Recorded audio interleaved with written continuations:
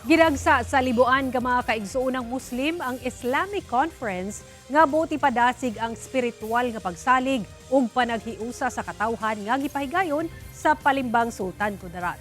Ang detalye sa report ni Efren Mama.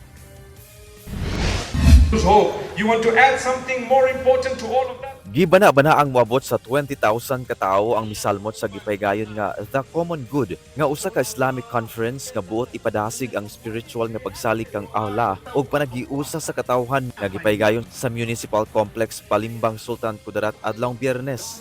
Gipangunahan kini mismo sa Provincial Government of Sultan Kudarat kung diin himong speaker ang mga iladong Islamic scholars nga gikan pa sa nasod Egypt ug Zimbabwe.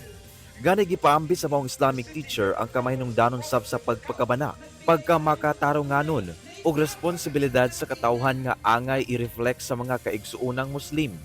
Among the responsibilities of every Muslim towards others is reconciliation. When you look after those who live with you, then you can look after your society.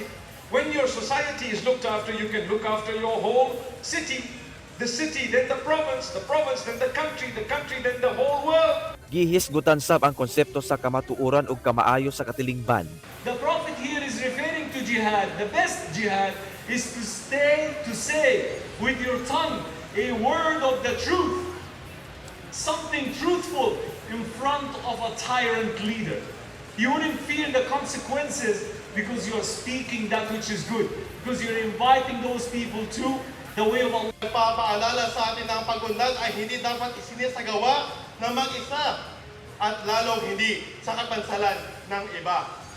Itinuturo ng Islam na ang tunay na kaunlaran ay sama-samang tinatahak, nakaugat sa kabutihan at ginagabayan ng malinis na konsensya at takot sa Allah subhanahu. Hapsay og nagmalinawon ang maong aktibidad gumikan sab sa hugot nga seguridad sab nga gipatuman sa PNP.